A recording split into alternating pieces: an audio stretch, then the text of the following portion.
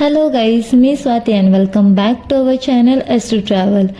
आज आम्ही निघालोय एक खूप सुंदर आणि जिथे आपलं मन शांत होतं अशा ठिकाणी, आणि ती जागा म्हणजे प्रतिशिर्डी.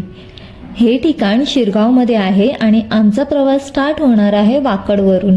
सो वाकड ते शिरगाव प्रवासाची पूर्ण आयटिनरी म्हणजे किती खर्च होतो, कुठून कसं जायचं, खाण्यासाठी योग्य जागा कोणती, हे सगळं मी या व्हिडिओमध्ये सांगणार आहे.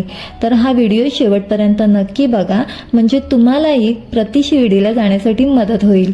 तर चला आपण व्हिडिओ स्टार्ट करूया. आमचा प्रवास सुरू झाला लक्ष्मी चौकपासून. लक्ष्मी चौकमध्ये श्रीराम वडापाव हे फास्ट फूडसाठी योग्य जागा आहे. इथे सकाळचा आणि संध्याकाळचा ब्रेकफास्ट खूप छान मिळतो. सो आम्ही इडली खाल्ली आणि नंतर आम्ही निघालो आमच्या प्रवासाला. तुम्ही प्रतिशिर्डीला जाण्यासाठी कॅबही बुक करू शकता. अराउंड 120 ते 150 होतात.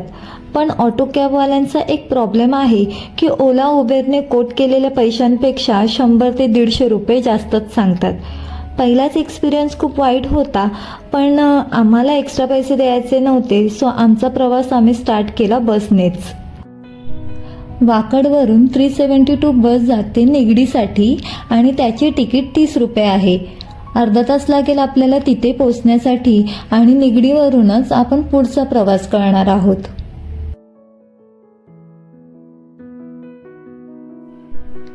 साईबाबांना भेटण्याची मनात इच्छा असताना प्रवास बसने असो किंवा कॅबने, मला तर खूप भारी वाटत होतं. जाताना रोड क्लिअर होता, त्यामुळे निगडीला पोहोचण्यासाठी आम्हाला जास्त वेळ लागला नाही. आता आम्ही निगडी बस स्टॉपवर उतरलोय.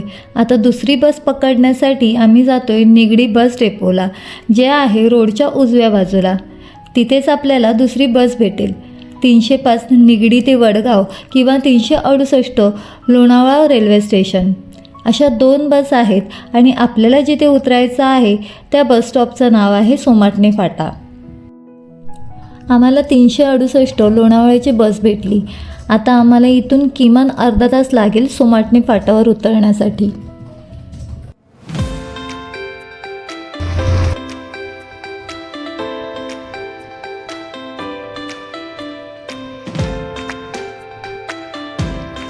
आत्ता आम्ही उतरलोय सोमाटणे फाट्यावर आणि इथे आपल्याला भाजी मार्केट, फ्रूट मार्केट आणि खाण्यासाठी खूप सारे ऑप्शन अवेलेबल आहेत. सो आत्ता आम्ही बघतोय कुठला चांगला ऑप्शन मिळतो आम्हाला खाण्यासाठी ते.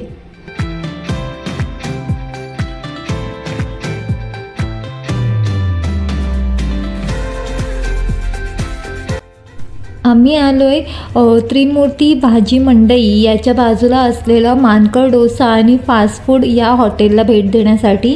आणि इथे आपल्याला Chinese food, south food, pizza, sandwich, juice असं सगळं काही भेटेल. यांचं हॉटेल खूप क्लीन आहे आणि प्राईस रिझनेबल आहेत.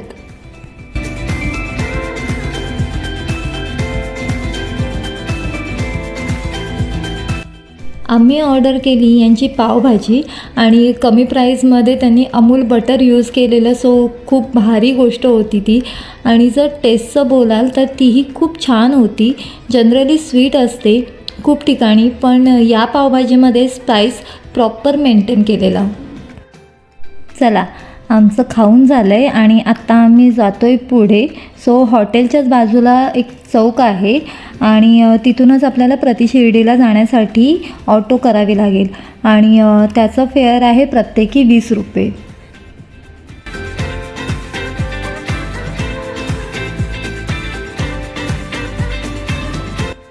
आत्ता आम्ही उतरलो आहे प्रतिशिर्डीच्या ऑटो स्टँडवर आणि इथूनच आपण पुढे समोरच्या बाजूला एंटर करणार आहोत. जर आपली स्वतःची गाडी किंवा पिकनिक बस असेल तर त्यासाठी पार्किंग अवेलेबल करून दिली आहे आणि ती आहे डाव्या बाजूला. आपण एंटर करतो त्याच्याच डाव्या बाजूला आहे. त्याचे काही चार्जेस आहेत. सो ते चार्जेस पे करून आपण पार्क करू शकतो.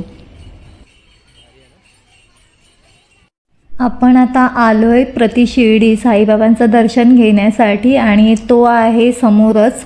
हा एंट्रन्स भाग आहे आणि तिथूनच आपण एंटर करणार आहोत. आपल्याला साईबाबांसाठी काही भेट घ्यायची असेल तर इथे स्टार्टिंगलाच हे स्टॉल आहे, तिथे आपण फूल अगरबत्ती असं सगळं घेऊ शकतो. पुढे जाऊन आपल्याला प्रसाद काउंटरही दिसतं. इथे 3 ते 4 प्रसाद काउंटर अवेलेबल आहेत जिथे आपण प्रसाद घेऊ शकतो.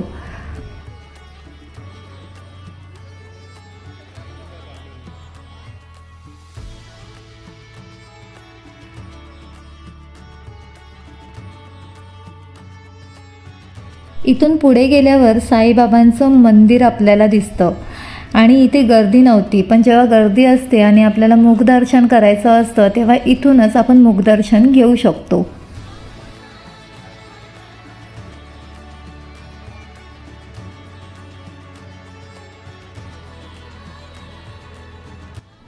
पुढे आपल्याला ज्या पायऱ्या दिसतात तो साईबाबांना भेटण्यासाठी असलेला प्रवेशद्वार.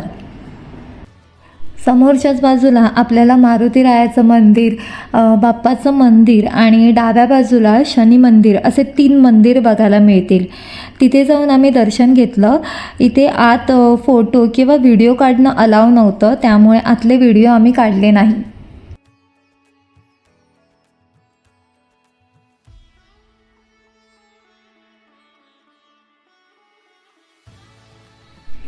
इथल्या 3 मंदिरांना खूप सुंदर अशा रेखीव नक्षी कोरलेल्या आहेत आणि हे मंदिर कॉपर गोल्डन कलरने रंगवलेलं आहे. मनाला मोहून घेणारे असे हे 3 मंदिर आहेत.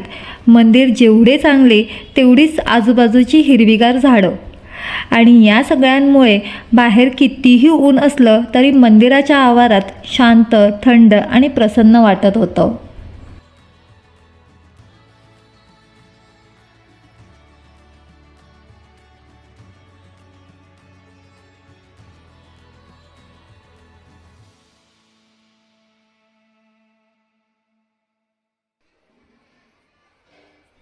शनी मंदिराच्या समोरच द्वारकामाई आणि चावडी आहे, सो आम्ही आता तिथेच जाणार आहोत.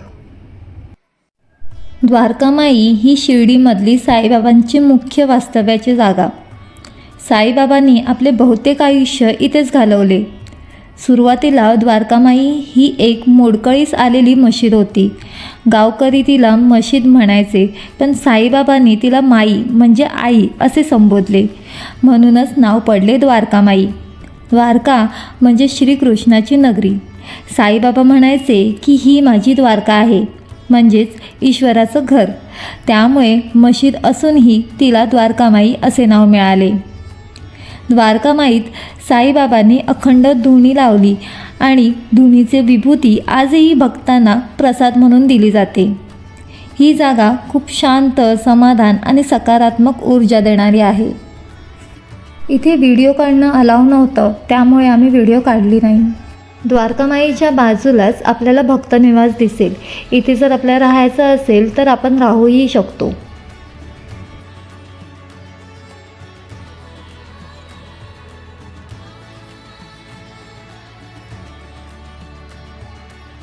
द्वारकामाईच्या बाहेर आल्यावर हे शांत रोड आहे जिथे आपण फिरू शकतो.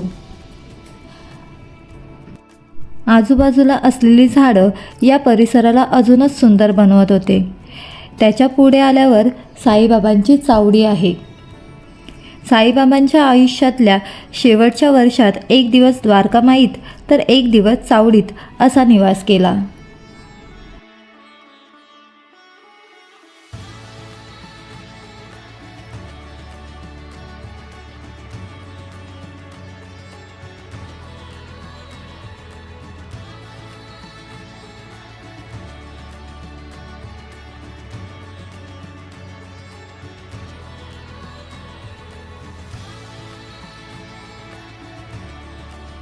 चावडीच्याच बाजूला एक छोटा प्ले एरिया आहे जिथे लहान मुलं एन्जॉय करू शकतात.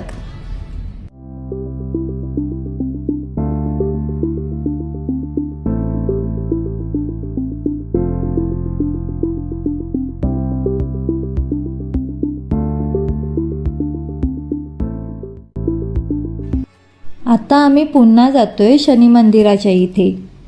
शनी मंदिराच्या समोरच एक मोठा राजवाडा दिसतोय, पण तो राजवाडा नसून आपल्या शिर्डीतलं अन्नछत्र आहे. फक्त भोजनालय नाही तर पारंपरिक भारतीय स्थापत्यकलेचं सुंदर उदाहरण. कोरीव दगडी खांब, कमानी, बाल्कनी आणि सममित रचना यामुळे ही इमारत एखाद्या राजवाड्यासारखी भासते. भव्यता असूनही इथे साधेपणा आणि शांतता जाणवते आणि तेच साईबाबांच्या विचारांचं खरं प्रतिबिंब आहे.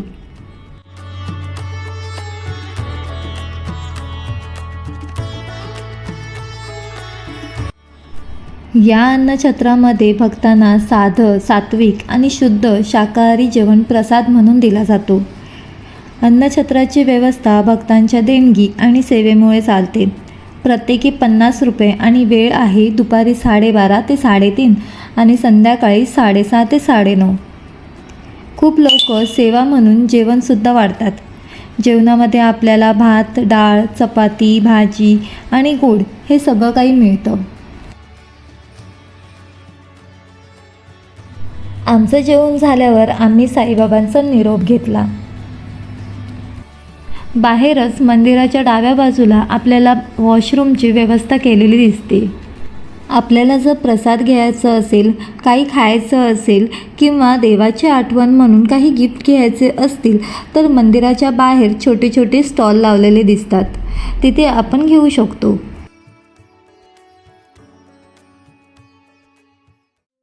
चला, आत्ता आम्ही जसं शेअरिंग ऑटोने आलो तसंच पुन्हा जातोय, पण वाटेतच आपल्याला दुसऱ्या देवाच्या दर्शनाला जायचं आहे आणि तो आहे आपल्या सर्वांचा लाडका गणपती बाप्पा.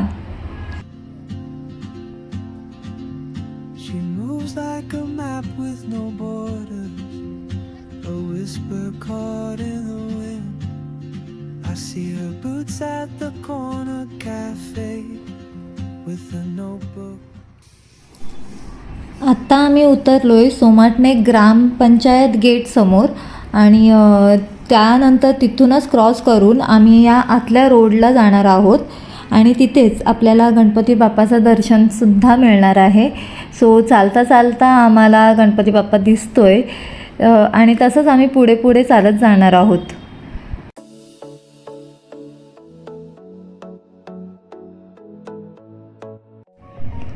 जर आपण 2 किंवा 4 व्हीलर आणली असेल तर गाडी पार्किंगसाठी व्यवस्था केलेली आहे. त्याचे काही चार्जेस आहे जे तुम्हाला पे करावे लागतील.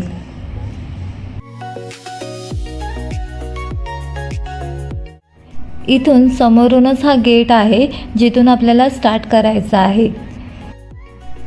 स्टार्टिंगला झाडांची नर्सरी आहे. छान रंगीबेरंगी फुलांची झाडे आणि ग्रीनरी आपल्याला बघायला मिळेल. इथे आपण झाडं विकत घेऊही शकतो. तुम्हाला आवडलं तर तुम्हीही घ्या. आता यापुढे पायऱ्या आहेत. इथून पुढे डोंगरावर गणपतीचं स्थान आहे. या गणपतीला बिर्ला गणपती मंदिर असं नाव पडलं कारण बिर्ला कुटुंबाच्या ट्रस्टकडून बांधण्यात आलेलं हे मंदिर. इथे जाण्यासाठी अंदाजे 180 पायऱ्या चढाव्या लागतात.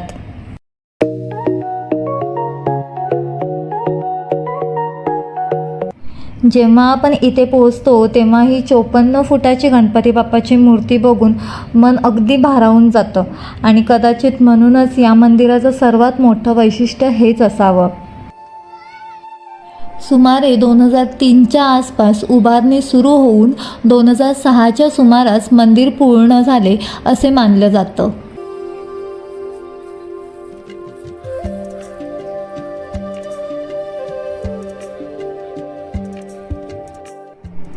मंदिराची वेळ सकाळी 6 ते रात्री 10:30 पर्यंत आहे. इथे जर आपल्याला यायचं असेल तर सकाळी किंवा संध्याकाळी येणं बरं पडेल.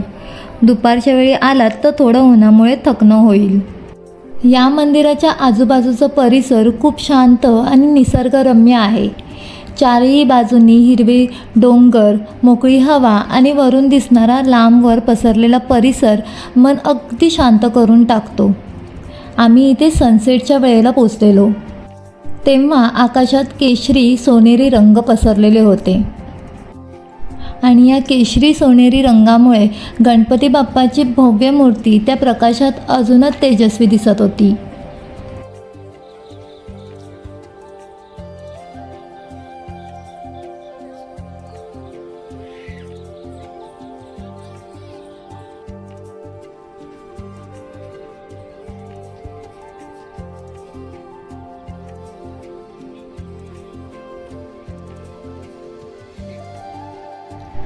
मंदिराच्या आवारात असलेले भक्त काहीजण पाया पडत होते, तर काहीजण आपण इथे आलो याच्या आठवण म्हणून फोटो काढत होते. लहान मुलं एक्सायटेड होऊन खेळत होती, तर काही बसून गणपती बाप्पाला बघत होते. भक्ती, आनंद आणि शांततेचं एक सुंदर मिलाप तिथे अनुभवायला मिळत होतं, जसं त्याच वेळी सूर्य आणि चंद्राचा मिलाप. सूर्य निरोप देत होता तर चंद्र आपल्याला भेटायला येत होता. असं हे सुंदर ठिकाण.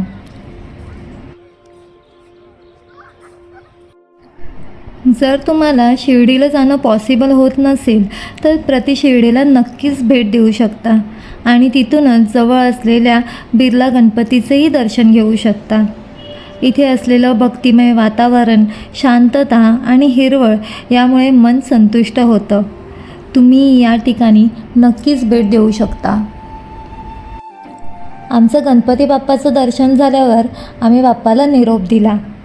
आम्हाला किती खर्च आला हे व्हिडिओच्या एंडला सांगितलं आहे. जर तुम्हालाही व्हिडिओ आवडला असेल, इन्फॉर्मेटिव्ह वाटला असेल तर माझ्या चॅनलला लाईक आणि शेअर करा आणि जर सबस्क्राईब केलं नसेल तर सबस्क्राईब करायला विसरू नका. थँक्यू.